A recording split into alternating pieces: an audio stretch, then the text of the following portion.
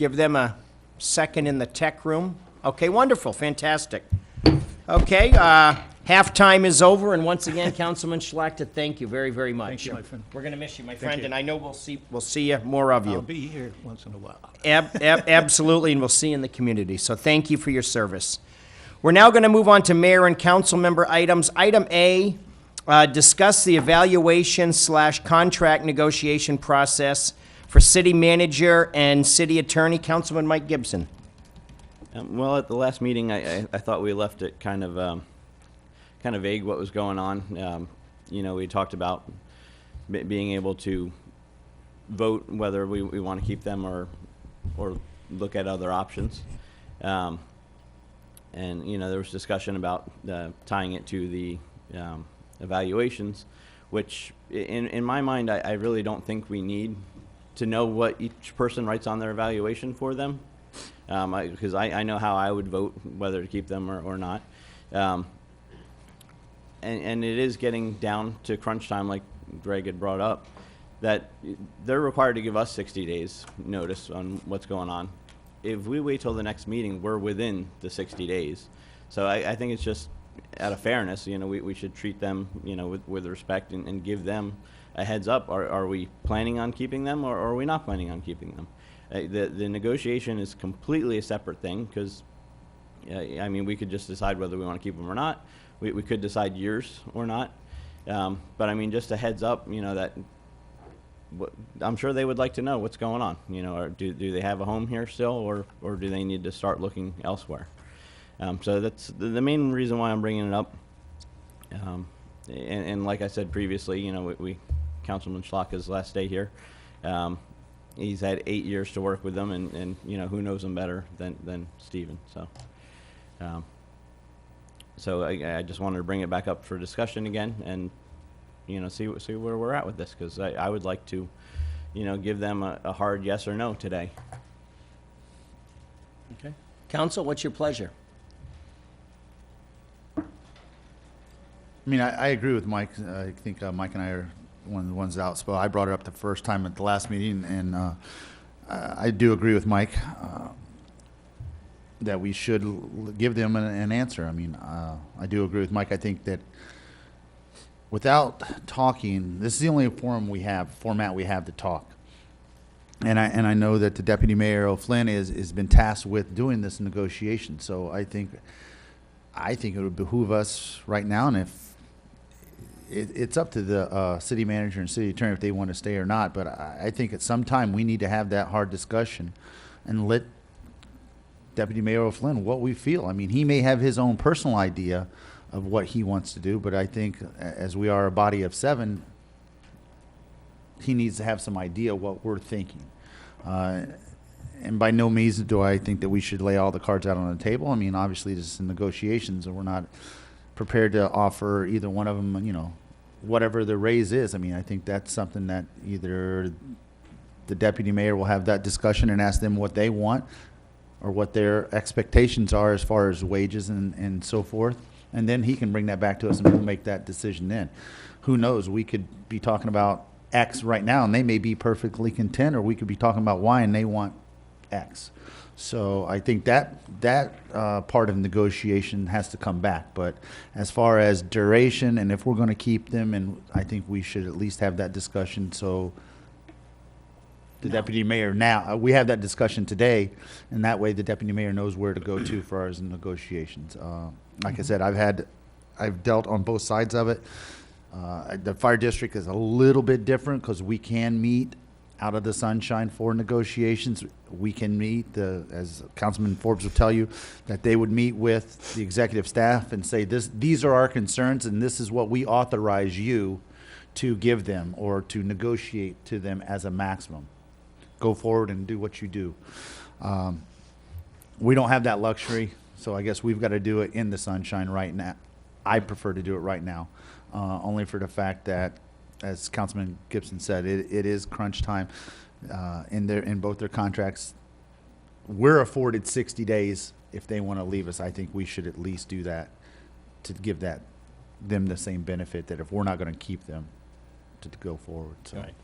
There was something I'd like to add, and the thing that I'd like to add is, you know, when I was on, actually, we were driving back from Michigan last summer. Carl gave me a call, and it wasn't an easy call for me to get or a call for him to make, but he indicated that he was applying for a job elsewhere. You know, whereas this is our opportunity to have the conversation, right? I'm in a 4-year term. Laura Carr just got elected to a 4-year term. Mike and Amy just got reelected to a 4-year term. If 2 years from now, when they're in the middle of one of their terms, they say, I want to run for the state house, or I want to run for the state senate, or I want to run for Congress, and I got a free run at it, what would we think of that? What would we think of that as a body? How would that sit with us? Knowing that you're on the city council, you got a free run, in theory, at the state senate or Congress or something else.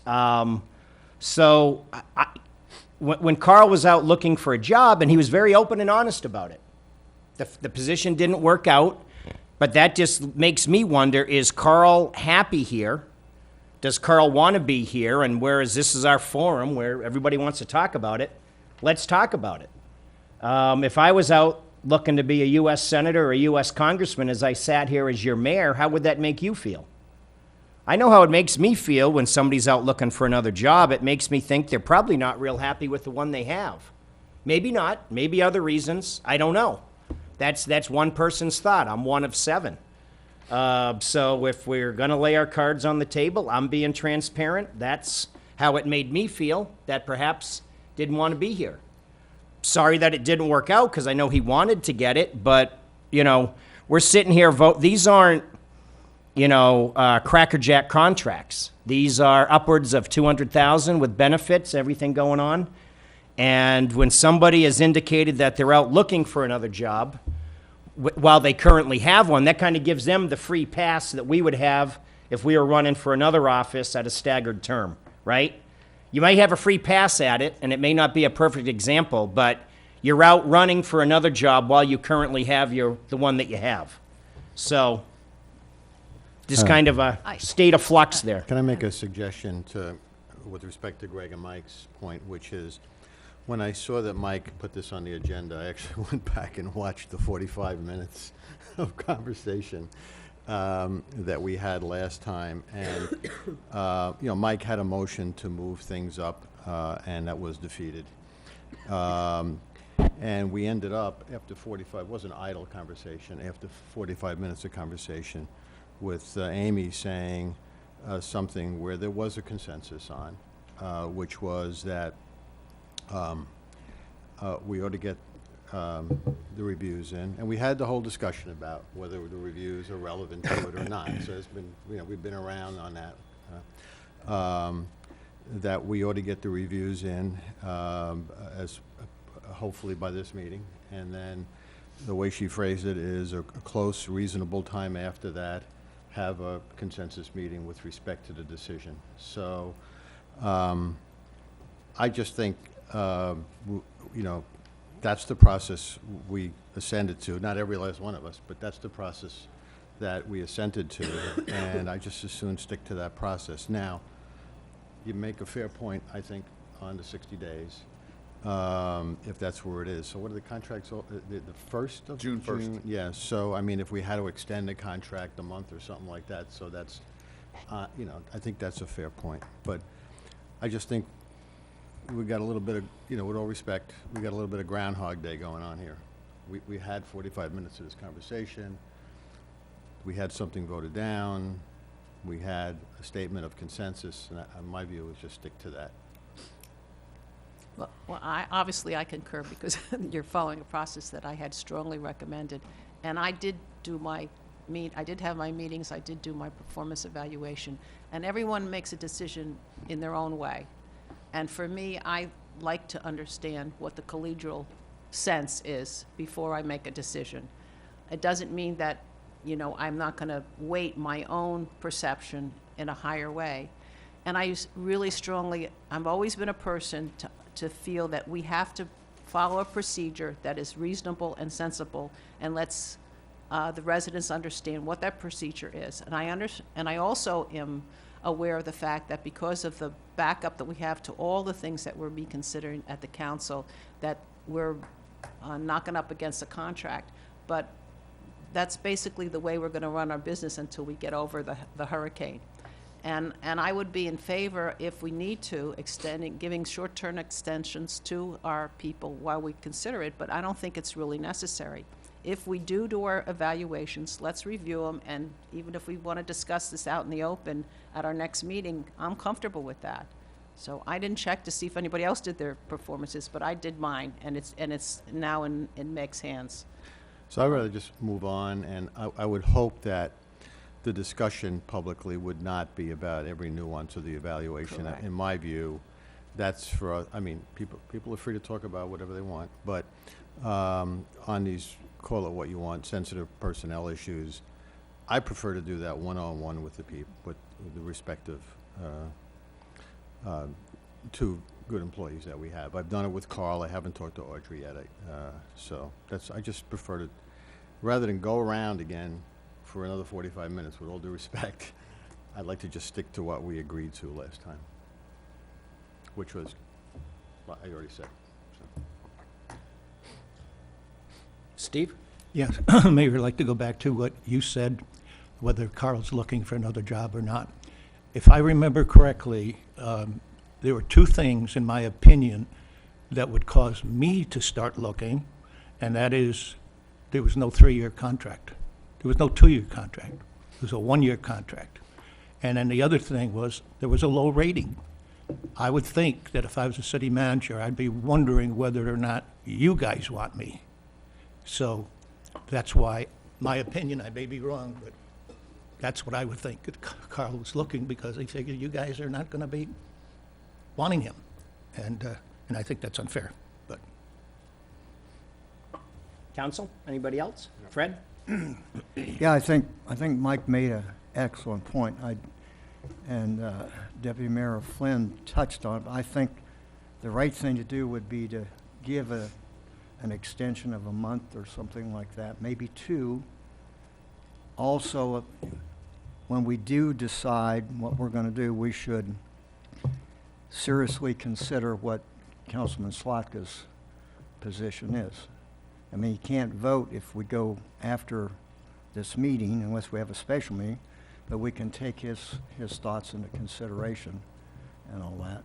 And but I think there's merit to at least doing, like was mentioned, some type of a short extension, and so that we don't rush upon this, what we're doing.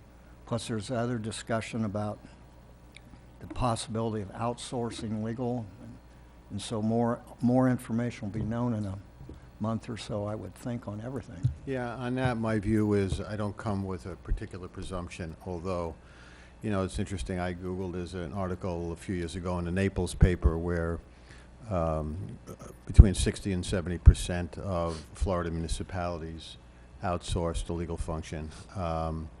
So I think I'd like to just do more fact-finding with respect to that and bring it to the council, you know, so, and not be presumptuous about that. And as I clearly indicated at the last meeting, whatever we do, have to be respectful of the good work and the good effort that our city attorney has put in. So whatever evolves on that has to be consistent with that. Council, what's your pleasure? Mike? Well, I also wanted to touch on the negotiation side of it.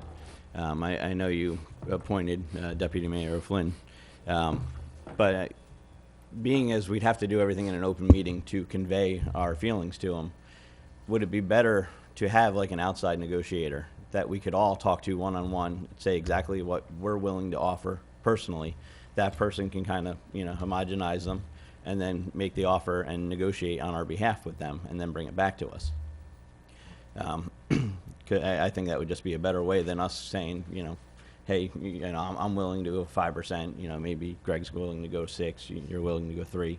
Because then all the cards are already on the table. So is there a way of doing that? Is there precedence for that? Or? You still have public records issues. You still, when you designate somebody, that also kind of creates some other issues. But the bigger problem would be public records if you guys were coming from different angles and they're collecting an idea. So you cannot use a conduit under sunshine law.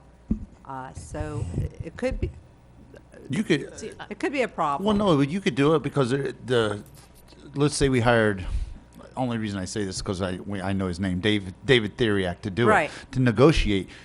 As long as he doesn't tell me what Mike Right. said or what Fred says, he will collect it. Well, and that's why I said the collegially. sunshine would probably not Yeah. be, but you have that issue. The bigger issue, of course, is public records.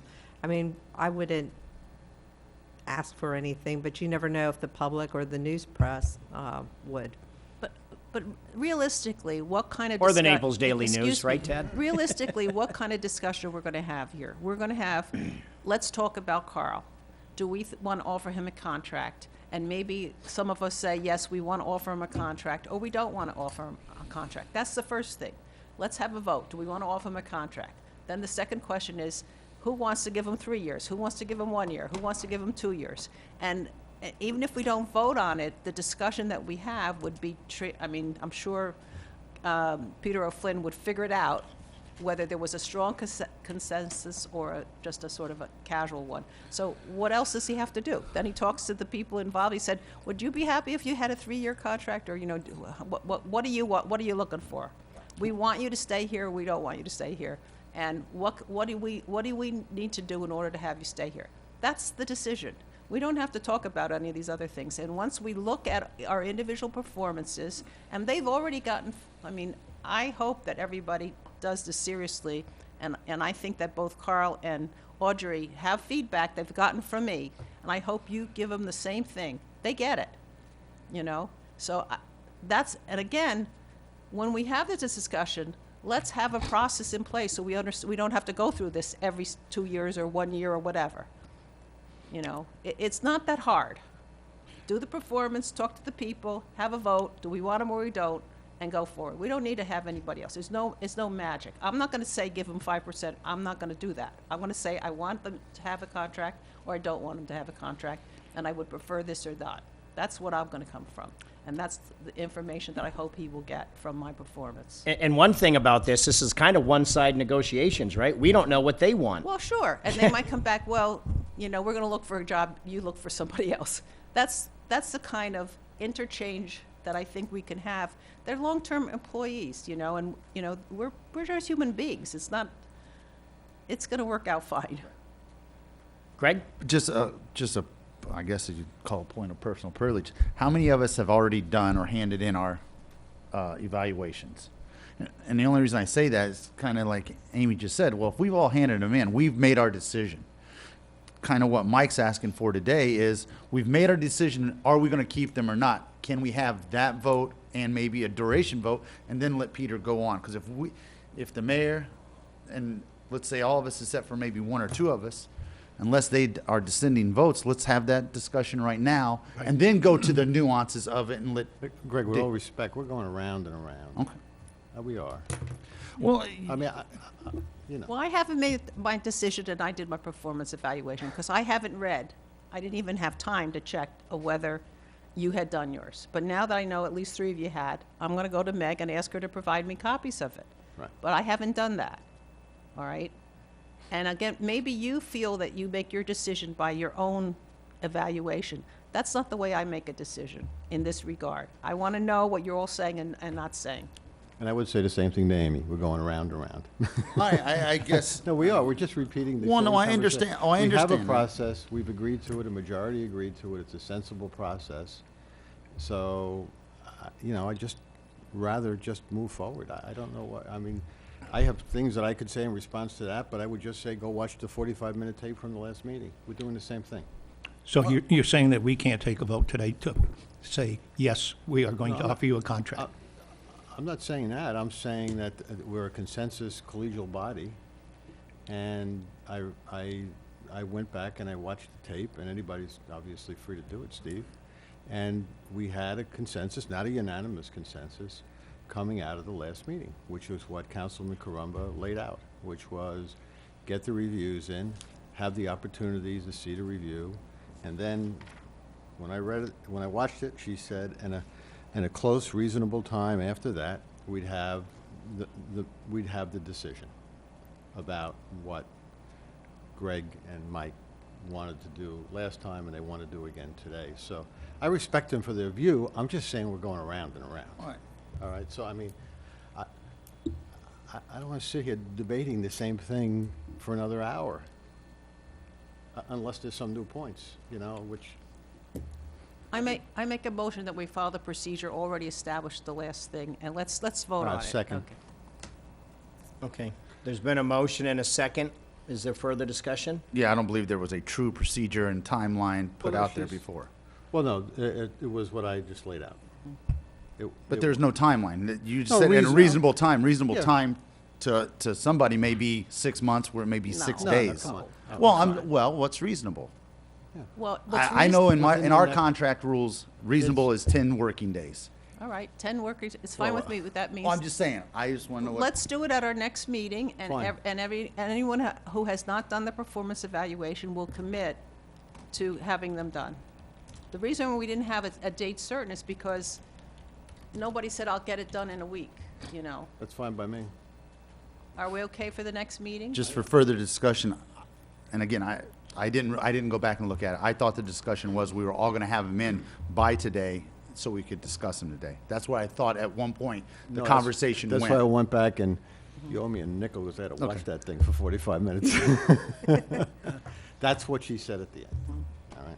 Well, and I too watched it, and that's why I brought it up today, because I thought it was very vague on what All right, so we have happened a at the last motion, meeting. sorry. Yep. Okay. Mike? No, I mean, really, I was hoping that we could give them a yes or a no, whether we're keeping them, because everything else could be hammered out later. It's just, do we plan on keeping them or not? But there's a motion on the table, so. There's been a motion and a second. Is there further discussion? Roll call, please. Councilman Slakta? No. Mayor Simmons? Aye. Councilman O'Flynn? Aye. Councilman Gibson? No. Councilman Forbes? Aye. Councilwoman Caramba? Aye. Councilman DeWitt? No. Passes 4-3. Okay. So everybody try to get their reviews in and try to do it And the may I next. ask Meg to also forward them to, I don't know if we could pick them up or yeah. something, so when they're ready, and just, at least inform us that they're ready, and we could come pick them up. Yeah. And just a minor point, but it is a point. Maybe moving forward in years future, when somebody sends you a 15-page document or whatever it is, print them out and put them in our mailboxes. Thank you. Okay. We are now going to move on to public hearing. Item 9. And this is to adopt the attached resolution creating an administrative code establishing standards for the registration process mandated by Chapter 38 of the City Code for communication service providers in public rights-of-way, and this is Green Sheet 18030070. Hello. Good morning, Mr. Mayor. This is in regards to the ordinance you passed back in January regarding public rights-of-way and the facilities within them. This ad code is just to streamline the registration process, as there's been a lot of phone calls and questions about the standards of what's acceptable and details like that. Okay. Council? So moved. Second. Okay, there's been a motion and a second. Further discussion? Public. My apologies. Okay, yes. Public comment? Yeah. I don't know what legally, what kind of authority, because it looks like, once again, the state legislature has undermined home rule authority on utilities in our rights-of-way. But our right-of-ways right now look like not good. I remember Rick Steinmeier in 2006 came forward and said, hey, we've got 2 telephone poles or utility poles. They just put in new ones. Can we get the old ones taken out? And I think they put the new ones in like 2001. Now we have 3, okay? They haven't removed the second one, and now I'm up here asking you about the third one. On a Royal Road and around the city, They've cut off the tops of like the old, really tall ones, and they're just laying there in our right of way. I'm the public. That's my public right of way. And the other thing is that the kind of work that they're doing is so slipshod. No offense, guys, but you know, we have people from not in our community coming in and doing the cable, this phone. It's not phone lines anymore, whatever it is, black cable. And they really don't care how it looks. And I care how it looks. And I've called the county, I've called the city because something's like hanging way out in the sidewalk area or whatever, out of the right of way, and saying, can you fix that? We have no leverage. I mean, you have to kind of break an arm if you can, but you can't. You have to kind of, you know, lull them along and be nice. I mean, that's really all you can kind of do. To get quality work to make our city look decent. And the utilities are a big deal in your city. But I go around looking at this stuff, you go around and look at the work that's been done in the last several years, it's not good. Low-hanging wires, I see it all over the place. Go look at 41, US 41 and Terry Street. There's a cable line that goes across Terry Street. It's real high over here and it goes down, kind of swoops. I know some of it's hurricane related, but it's not all hurricane related. It happened before the hurricane. So anyhow, I guess this is a good step. I mean, at least you know who to contact.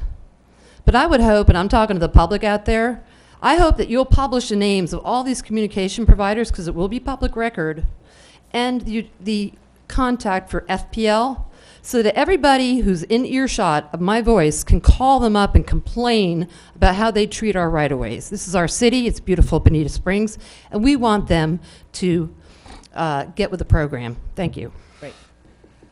Thank you, Martha. Other members of the public that would like to speak on this issue? Okay, seeing none. There's been a motion and a second. Further discussion, council? Roll call, please. Mayor Simmons? Aye. Councilman O'Flynn? Aye. Councilman Gibson? Aye. Councilman Forbes? Aye. Councilwoman Carumba? Aye. Councilman DeWitt? Aye. Councilman Aye. Slakta? Okay, public. Mayor? Yes, Fred. On the point that former council lady Simons made, if she would give me pictures, as many as these she can, I periodically get to meet with this lady that we all met, the public relations person for FPL. I want to give them pictures, and we'll see what happens. Great. Thank you, Fred. Okay, moving along, we are now at public comment. Members that would like to speak, please come forward. Dawn Hello. Konzakowski. Hi, Dawn. Okay. First, I would just like to wish you a happy birthday again. And I just wanted to just share a little bit of information with you guys that I'm sure a lot of people don't know this information. Just how generous the developer of the Bonita Beach subdivision and the residents that now own in the Bonita Beach subdivision are. Collier County has 57 public beach access points along a 34-mile stretch of coastline, an average of only one every half mile. Lee County has 98 public beach accesses along 47 miles of coastline, an average of one every half mile. Compared to the Bonita Beach subdivision, 10 public accesses within 2.5 miles of coastline. In addition, Bonita supplies 2 large public beaches at either end of the island with facilities, an average of 4 times the average public beach accesses of the entire counties of Collier and Lee. That doesn't include Dog Beach or the 700-acre Lover's Key within city limits. Collier County has a population of 7 times the population of Bonita, and Lee County has a population of more than 13 times. Yet Bonita Beach subdivision supplies 4 times more beach accesses than the average throughout the 2 entire counties. In addition, the Florida Coastal Management identified 1,692 public access points for the entire state of Florida. This corresponds to about 1 public access for every 5 miles of shoreline. Bonita Beach subdivision supplies 10 public accesses within 2.5 miles. This number of public accesses is 20 times the average public accesses available in the entire state.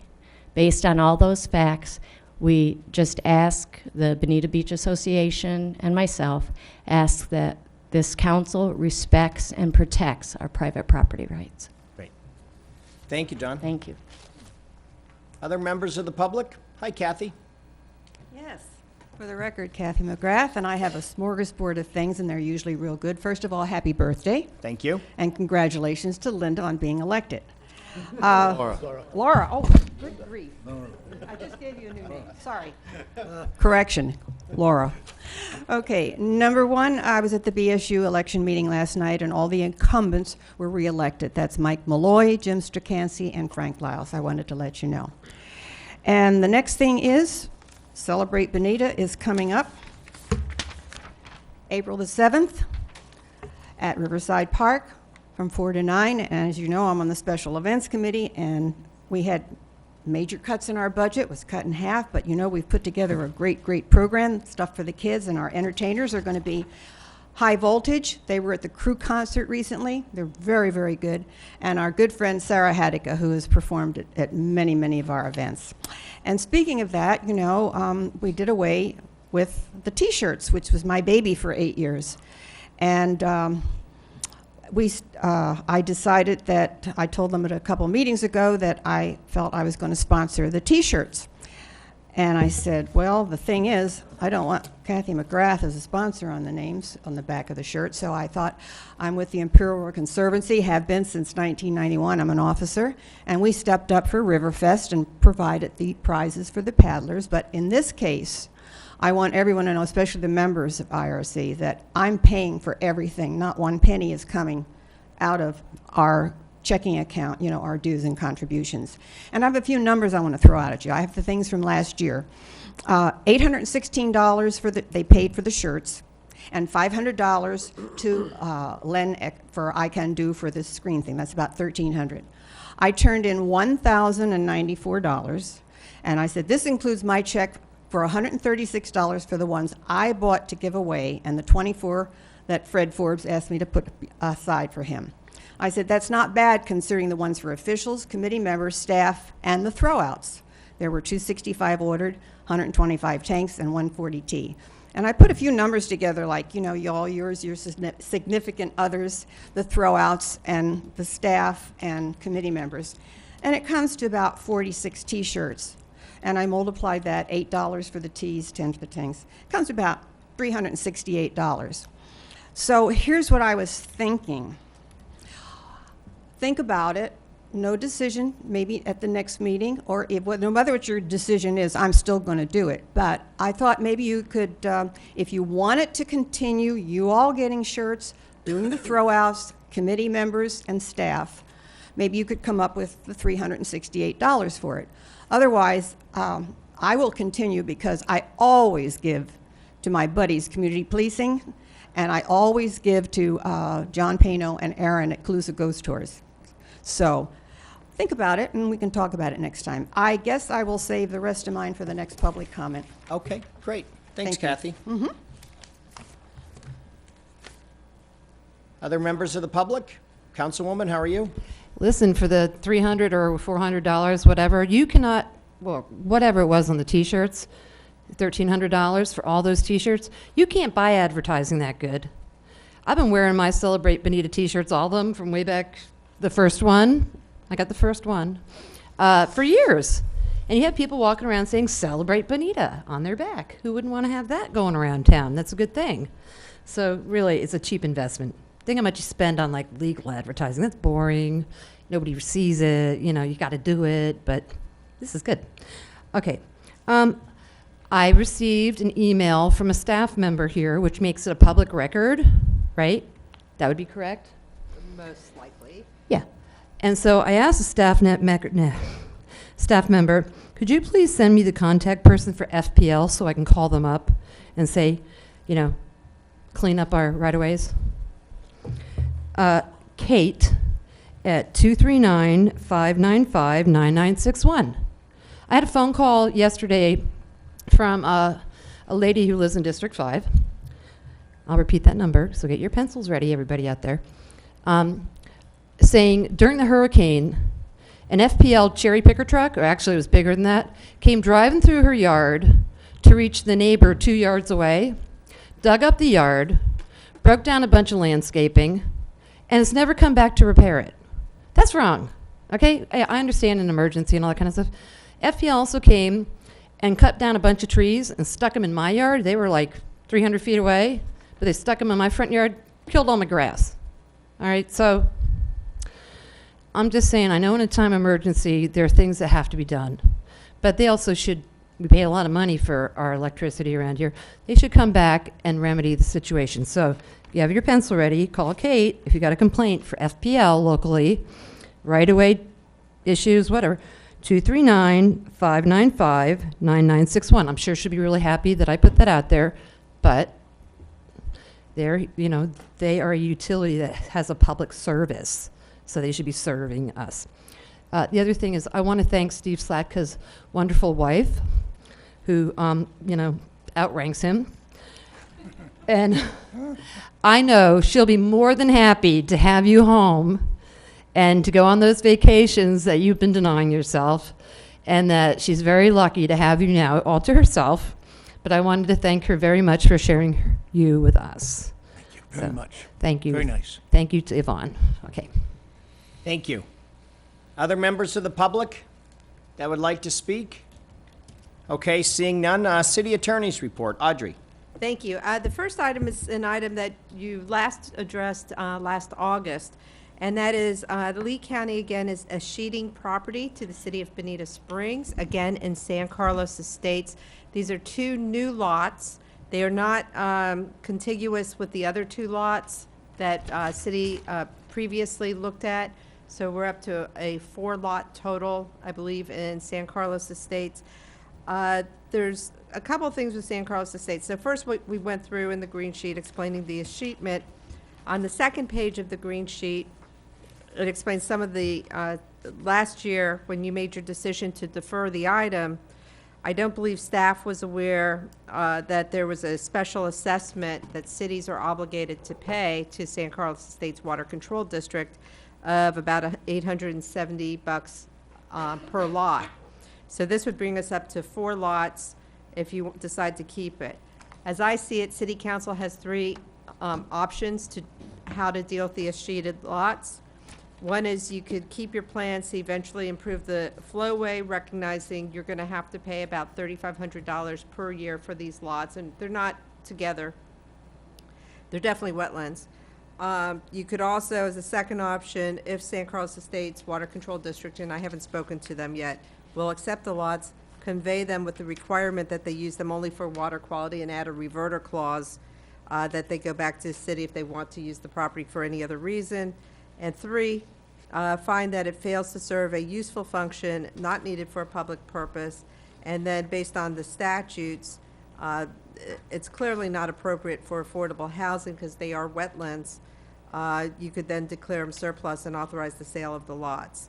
So council, you can do any of those 3 options. I believe the staff recommendation would be see if San Carlos Estates could take the lots, unless you don't mind paying that additional amount for an eventual water quality project, that you may have some other water quality projects that take priority. Okay.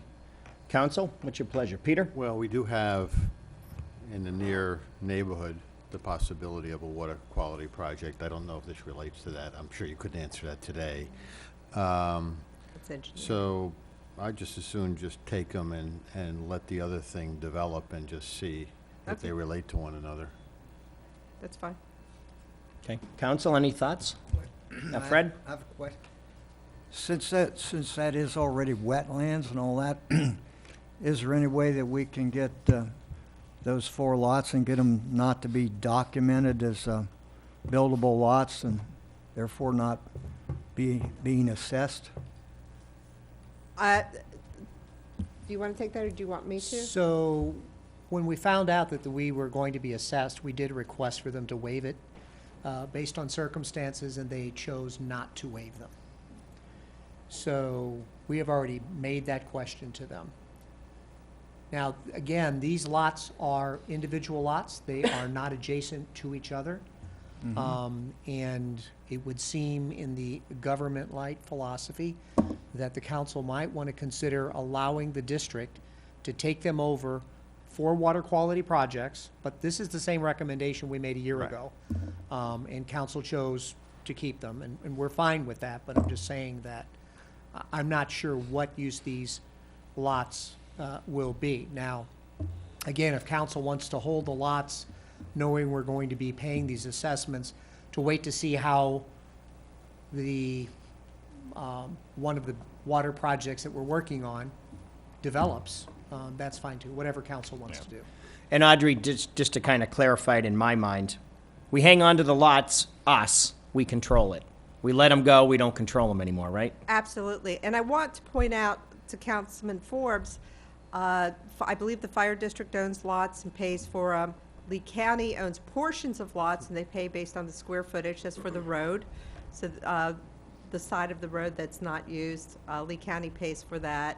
And I believe BSU also pays for lots in San Carlos Estates. So nobody, that's the wonderful thing about special assessments. Nobody is immune. And yes, you're right, there is no special gain. But the challenge of it could probably be more difficult than going forward, but that's up to council's call too. So council, your pleasure. Right. Now, I for one, Greg, I'm sorry. I just had a comment, kind of piggybacked on yours a little bit, Mr. Mayor, is if our sole attitude is to save these lots for water quality, and if we determine to give them back to San Carlos Water Management District and have a reverter clause that if it's not being used for water, wouldn't that be a win-win? It's still going to get used for water. It just may not be to our liking. It's still being used for water quality. So what does it really matter who owns it? We're getting out of $3,500 a year, not paying assessment, and it's still going to someone's water quality. We know it's not going to get built on. We don't know it's going to get this. You know, whether it's a Jim Beaver thing or a total nitrogen thing, it's still a water quality process there. Right. That's just my question to Audrey.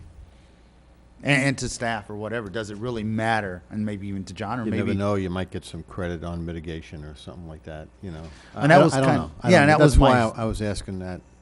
Let's see how it plays into or not plays into. Yeah, and that's fine. And I was going to refer back to John and or Audrey. These are deemed wetlands right now. Could I go and proverbial buy one and buy mitigation somewhere else and build on it? Because I know that I looked at these 2 lots on Rocky. There is buildable. There are homes within 1 or 2 lots away from these lots. And I think one of them actually adjacent is a empty lot that is cleared with a house next door to it. Adjacent? Within 1 lot. It's not like 6 or 8 lots that are built. It's like a house here, an open lot that is cleared, then one of these other lots. With other lots that have been considered jurisdictional wetlands, they've had to go through the Army Corps to mitigate off-site, and then would be allowed to then reclaim the wetlands on that property, or at least a portion of it for the house. Okay. How much they want to fill will depend on how much mitigation they need to buy. I haven't looked at the environmental for these particular lots, but I know that if the entire lot is wet, it does become a very difficult situation. Okay. Okay. Council, anything else? Okay. Motion to Leave it as is. leave it as is. The city hangs on to the lots, however that needs to be worded. And we need a vote on this? Yes, please. Okay, so I'll make that motion. Is there a second? There's a second. Okay, further discussion? Roll call, please. Councilman O'Flynn. Aye. Councilman Gibson. Aye. Councilman Forbes. Aye. Councilwoman Carumba. Councilman DeWitt. Aye. Councilman Aye. Slakta. Mayor Simmons. Aye. Okay, Audrey, item B. Thank you. The next item is Lee County recently changed its Lee County burn ban. I was told that we would need to opt in. We did opt in 2001. The recommendation would be to opt in and then send the resolution to the 2 fire districts that are, we always forget that Estero has a portion of Lee County, as well as Lee Mayfield at Lee County Emergency Management. Opting in, you can still do your own emergency procedures if there is a need, but this way Lee County and the Sheriff's Office in particular can enforce the fireworks issues countywide if you do opt in. If you don't, then it's strictly code enforcement or whatever you decide if you want your own standalone ordinance. Okay. Council? I'll make a motion, we approve it. Second. Okay, there's been a motion and a second. Further discussion? So Mike? Yeah. what does it actually mean? We're saying no fireworks? Or- No, what it means is in the event of a severe drought, there would be rules that would come in place only during the severe drought. So the ordinance only goes into So- effect. And so it's not in place now, it's only if we have a severe drought? That's Okay. correct. Right, so if things go really bad and the Keach B room drought index reaches a certain number, and I'm sorry. 600. 600. that's what it says. At that point, the Board of County Commissioners declares the burn ban. We are automatically opted in because we opted in within 30 days of the ordinance. And that's where you'd have your discharge of fireworks. There are some exceptions, such as fireworks for particular shows, if you have licensed pyrotechnics. As far as the people who just go out and throw fireworks, no. But there's been some, and I think this is where I would yield to Councilmember DeWitt, there's been some severe fires as a result of people playing with fireworks. Otherwise, I believe most of the changes was to update it to the current procedures and protocol for when you have to put a burn ban in place. Okay. Mike, anything else? Fred, do you have anything? Okay. There's been a motion and a second. Seeing no further discussion, roll call, please. Councilman Gibson, Aye. Councilman Forbes, Aye. Councilwoman Caramba. Aye. Councilman DeWitt, Aye. Councilman Slakta, Aye. Mayor Simmons, Aye. Councilman O'Flynn. Aye. Okay, great. Audrey, anything else? No, sir, other than happy birthday. Thank you very much. Thank you very much. As my brother called me from New Hampshire this morning and says, you're halfway to 102. So I know how old you are.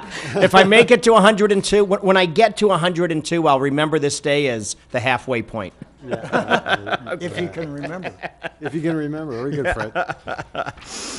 City Fred. managers report. Thank you, Mr. Mayor. Just a note, if you get to 102, you're halfway to 204. So just- Right, right. Okay, I've got one item, and I think Arlene's got one item. There's been some question about what's going on with the former Twisted Tangle, the property in front of the Wonder Gardens. The property was vacated by the tenant on February 28th. It was left in a condition that actually violated our agreement with them. We went in, we've cleaned it up.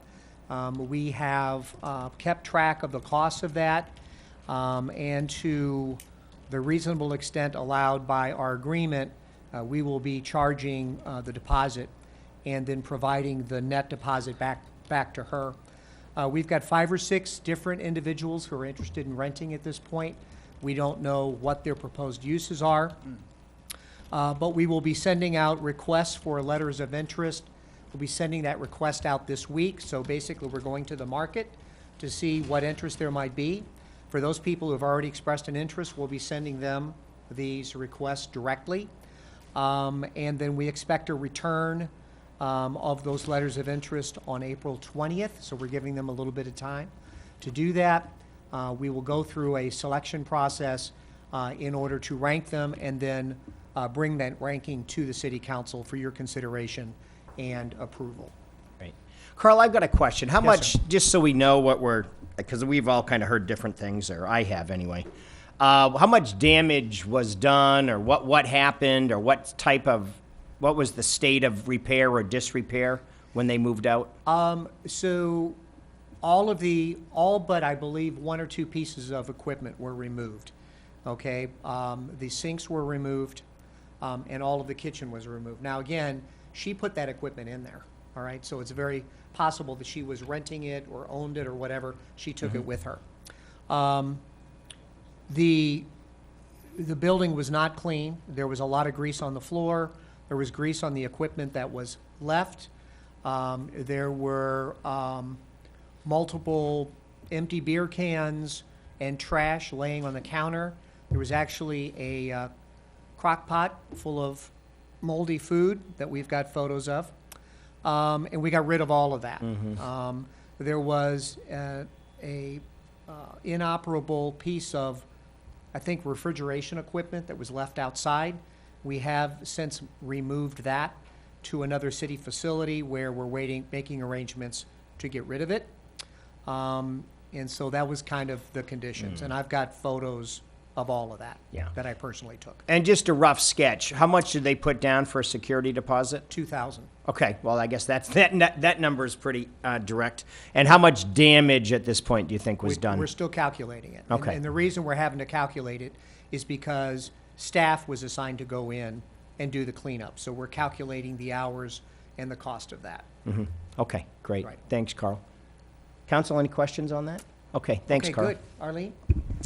Good afternoon. I just have a reminder that DPZ will be here they'll be setting up here in the council chambers April 9th. If for some reason folks would lead an appointment April 9th, we would try to accommodate that. But the public session and the workshops will be the 10th, 11th, and 12th. We will be having open sessions and evening presentations the evening of April 10th, as well as the evening of April 12th will be a wrap-up. As part of the scope, DPZ had, and the council accepted a proposal for a demonstration project. After consulting with them, it is in the best interest, we believe, to have our partners at Lee County and our partners at Collier County at the table and in meetings, rooms, and discussions when we all decide together the best demonstration project. Then we would be doing the demonstration project at a separate time once that can be discussed with everybody, and it's a project that's in cooperation with all of our partners as well. It would also give us an opportunity to have more exposure for the project then. We would publicize the demonstration ahead of time as we're publicizing these workshops, so it would be a dual impact of getting public comment back to us as well during that time. Great. Council, any questions? Okay, anything else? Okay, moving on to mayor and council reports. Amy? I just want to get the council's consensus. As you are well aware, there's a proposal to do a rebuild of the big Carlos Bridge, and it just happens to be in my district, and for a number of the residents and along the beach area have formed coalitions where they're advocating for a certain design to be pursued, and these residents are asking the council to review some of the particulars of it and to come to some understanding of whether the council would like to go on record that we prefer one design over another. And so I would like to get consensus that I would work with Carl to help me to get some of the parties involved to come and make a presentation to the council, including the Lee County people who are doing the design work, and some of these residents who have their own views about the things that should be under consideration. There has been some talk about a resolution coming out of Fort Myers Beach, and we've received emails where they want us to do this in kind of a joint way, but I believe that we should have a hearing here in the council before we even consider a resolution. And if it's okay with you, I'll work with Carl and we'll get it to come somewhere in the near future, because I think the final decision is, I've forgotten the calendar, but it's coming quicker than we think. All right. So if it's okay with you, I want to do that. Sounds good. Okay, great. Amy, anything else? Nope, I'm all Okay, set. wonderful. Thank you. Greg? No, I just wanted to advise the council that in my other capacity as assistant fire chief, I went before the Wiesen grant last Thursday, and we've basically hurdled the first hurdle of getting a new rescue boat down in Bonita Springs. Be a commercial grade boat that we're in the process of getting. We've a couple weeks ago, or about a month and a half ago, I went to New Orleans to look at it outside New Orleans and Lafayette. It's a $250,000 grant. They're providing half of it, so hopefully, knock on wood, the Wiesen board has to approve it, and then the city council or the county commissioners. But as the board told us, they very rarely go against it. So What is the group? it's a Wiesen, the West Coast Inland Oh, Navigation. that's- Yeah, it's called Wiesen. As far as I know, also I know Kathy's on the board, and so and Steve used to be part of it. But I just wanted to let everybody know. Great. In my other capacity, that's what I did. I have nothing else, sir. Great, thank you. Steve? May I have some extra time? Absolutely. You take as much time as you Okay. want. First of all, again, congratulations, Laura, and I know you will take good care of District 3. Since you all know my term is coming to an end, I just wanted to say a few words to the staff the city staff.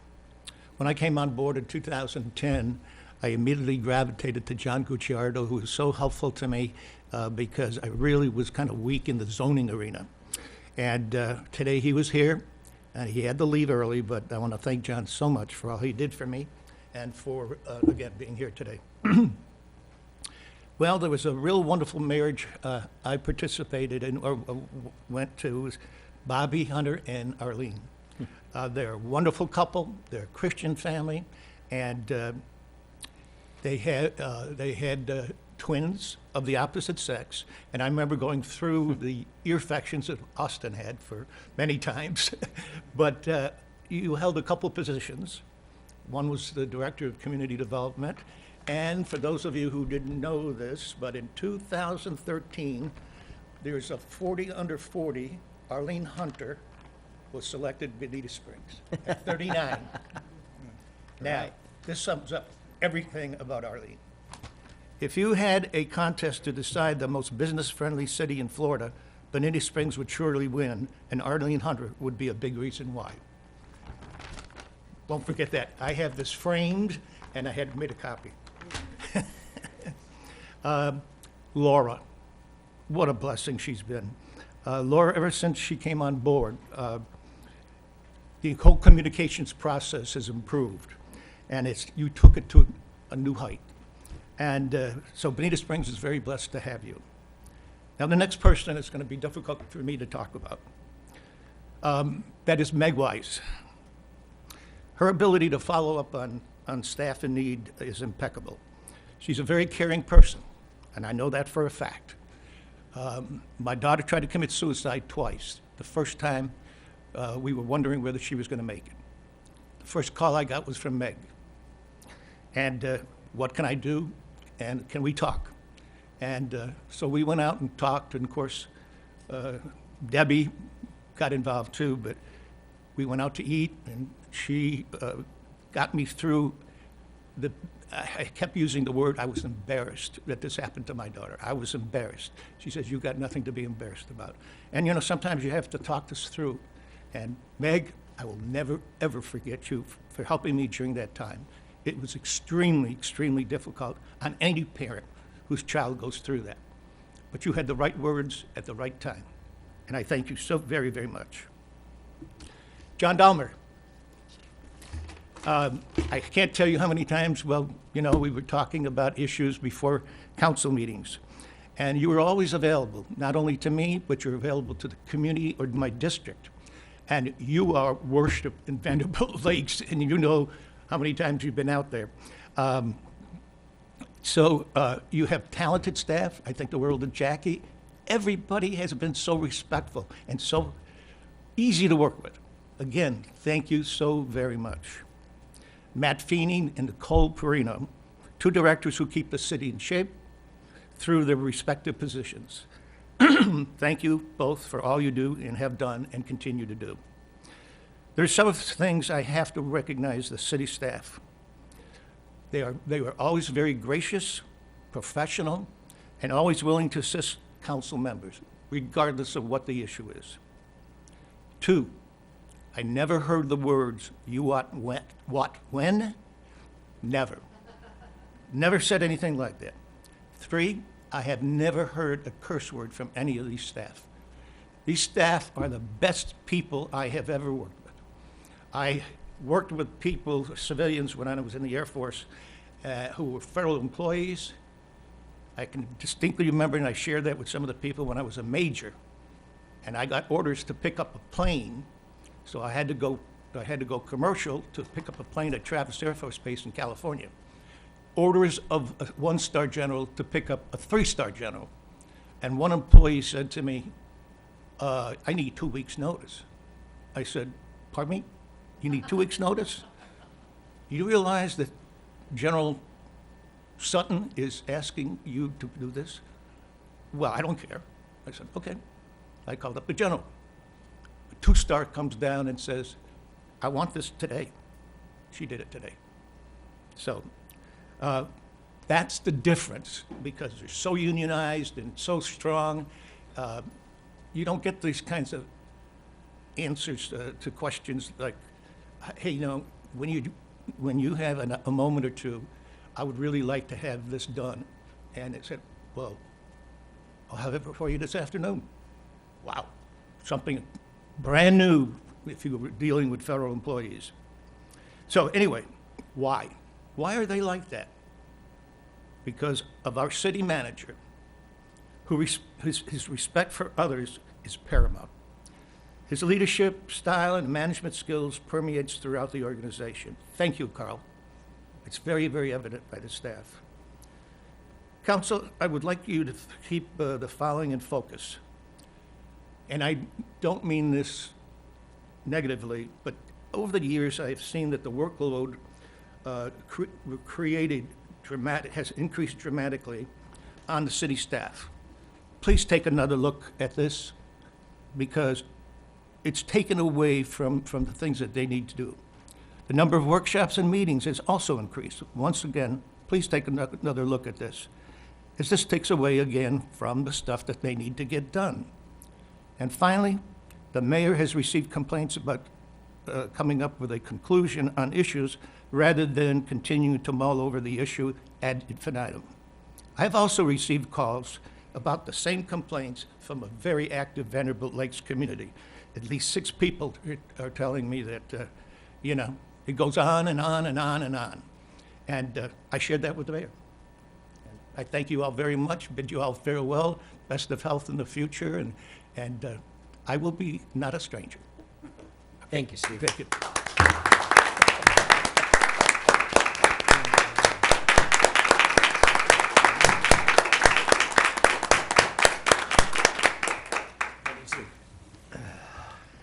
Oh, that's beautiful, Steve. Thank you very much. Peter?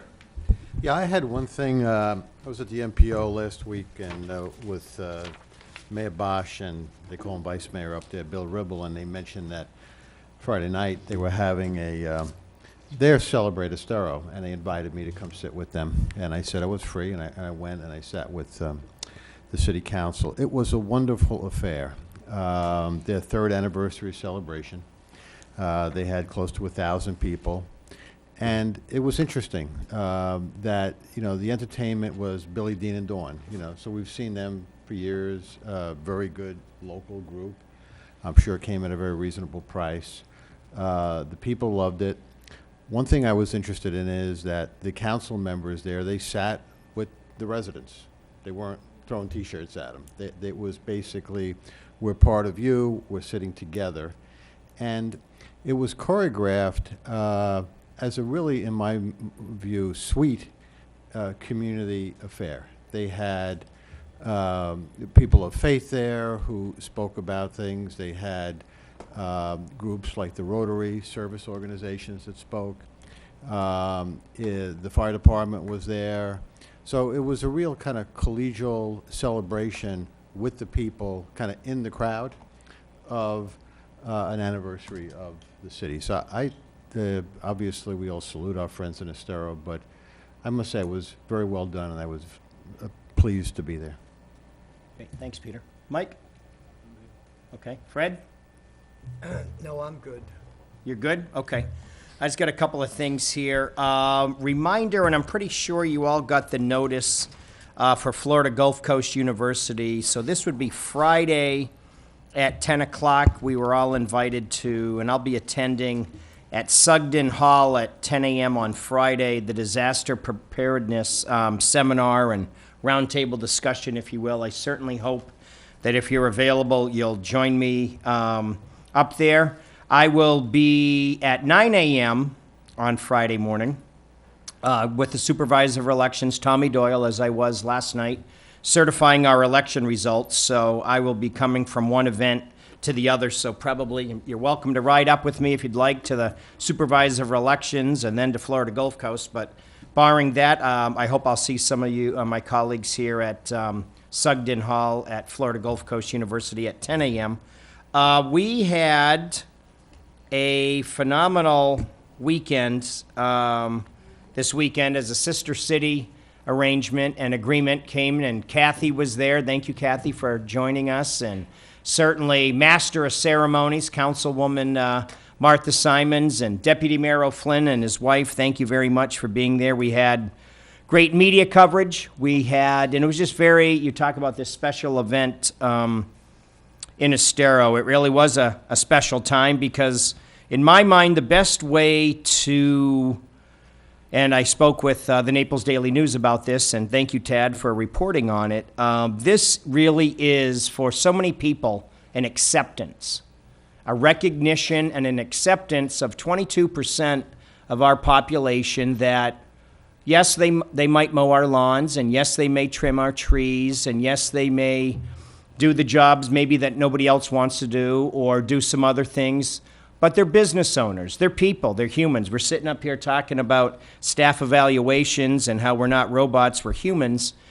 22% of our population has really, you want to talk about throwing T-shirts into the crowd, they haven't even felt like that.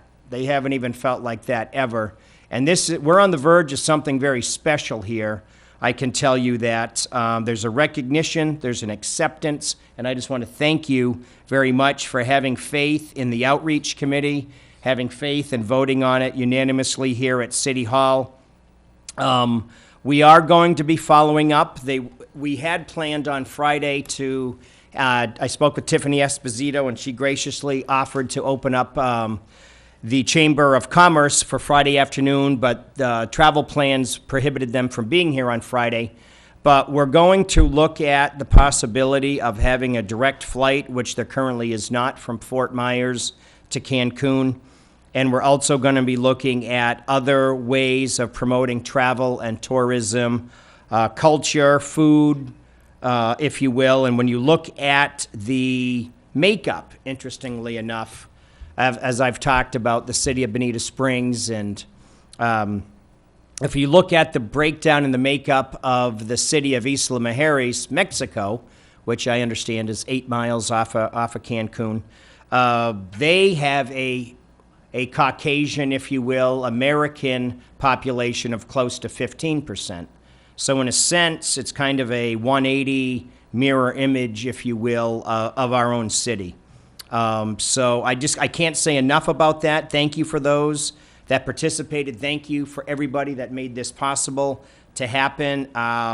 For those of you that know Juan Romero was in tears on Saturday evening talking about this, and we did a toast. It wasn't tequila. It was something else, much more palatable, I can assure you. But at that toast, there's a grown man, right, that's worked his entire life, the American dream, came here. Was Juan Romero qualified for the 1968? No, 1980.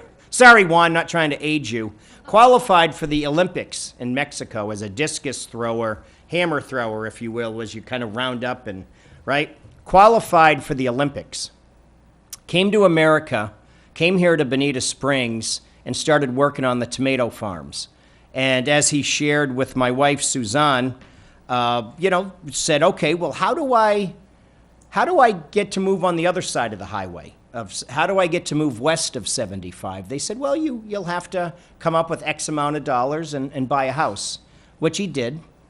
And through the years, continued to work and make money, save money. I guess more importantly, a lot of people can make money, but saving it, I think, is an ultimate trick too. And then he said, okay, well, how much money do I need to buy a house over here? Well, you need X amount. And they kept trying to tell him, well, you need to sell your first house to buy your second house. And he said, well, why do I have to do that? And they said, well, I guess legally you don't, but normally I think you see what I'm trying to say. He held on to that first house, bought a second house, has worked his way here in America, and really, truly is a definition of the American dream, and what he and Martha and others have done for that soccer league that apparently, once upon a time, before any of us in the room, except with the exception of probably Audrey and Martha, none of us were sitting in these chairs. But when they came to the city looking to play soccer, I guess it was a real fiasco. It was a real ask, apparently, according to some, to give them space to play soccer. And apparently what he told me is the first space that they were allowed to play soccer was on concrete. I said, on concrete? I said, boy, that must make the travel, that must make the ball move right along pretty fast, but what's it like when you fall down, right? So that tells you how far this has come. I will also say this about it, that next year at the Mayor's Cup and the Mayor's Tournament, which was Sunday, there will be a team coming from Isla Mujeres, Mexico, to play in the Mayor's Tournament. So it will, the Mayor's Cup, it'll be an international event, and I can't say enough about how happy I am, how happy the community is, if you will, for recognition and acceptance. So thank you very much. And on a final note, Steve, we've said so much, so there's probably not words that we can say, but thank you for your service, not only to the city of Bonita Springs, thank you for your service to the United States of America in the military. Thank you for what you do to the veterans. I know we'll see you. I know you'll continue to be involved with the veterans and the Rotary and the other groups that that you're passionate about. But as Martha said earlier, get out, do some travel, hug your family, be with your family. Yep. Know that we're here and know that we'll continue to work together. And we love you, my friend, and congratulations for everything you did. Thank you so much. Thank you very much. Okay, we are now going on to move on to the approval of the minutes. So move. Second. Okay, there's been a motion and a second. Further discussion? Roll call, please. Councilman Forbes? Aye. Councilwoman Caramba? Aye. Councilman DeWitt? Aye. Councilman Slakta? Aye. Mayor Simmons? Aye. Councilman O'Flynn? Aye. Councilman Gibson? Aye. Oh, great. Public comment. Members that, the public that would like to speak, please come forward on any item. Hello, Kathy, how are you? Hello again. I'll finish what I started before. First of all, everything you said about last Saturday was great. It was such a nice event. There's such gracious people, and as it was pointed out, we have so much in common with them. The environmental issues, the water, everything, and it's just great. It was just a wonderful, wonderful event, and thank you. And for WCIND, yes, the committee approved the boat, and commissioners never go against us. And of course, Justin McBride, our good friend who used to be with Natural Resources, is WCIND, so you deserve it, and we were happy to do it. Thank you. Good. I kind of left out a few things when I was talking about the T-shirts before. I had to get permission from the board of directors of the Imperial River Conservancy before I did this, and they all agreed with it. And I also left out the fact that I will continue to give the T-shirts to our community policing and those, but I think if you all decide that you don't want to kick in any money, you can all buy your own T-shirts. We won't throw any out, and you can discuss that with Laura, see how you want to handle that, okay? Now, who brought up about, the bridge, yes, Big San Carlos.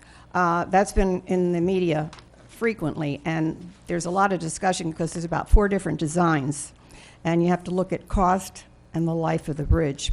And one of them, I was told, I think it was on TV last night, is high enough that it's going to block some views there. So there's going to be a lot of people talking about this. And I don't remember the costs or anything, but there's a word called the greater good. Sometimes things have to be done for the greater good, so we'll see.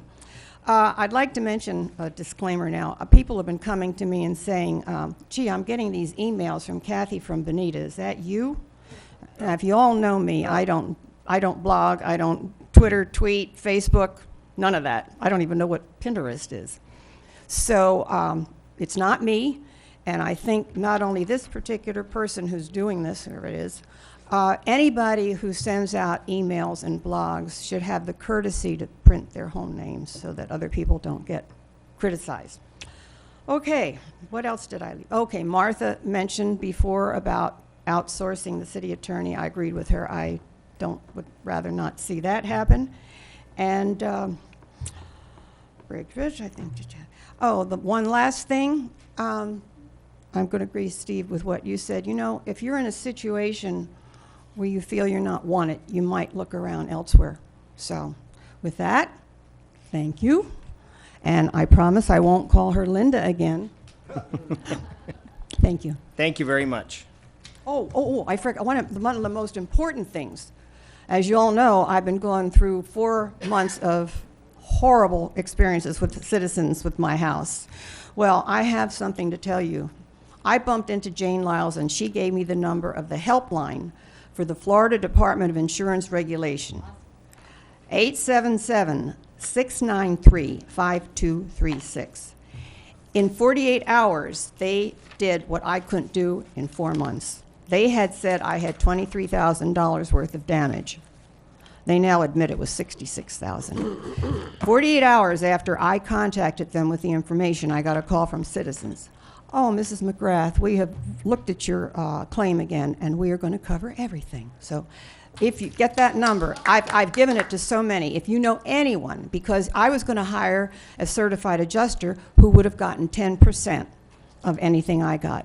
This is free, and they are friendly and helpful and want to help you. Thank you. Thank you very much.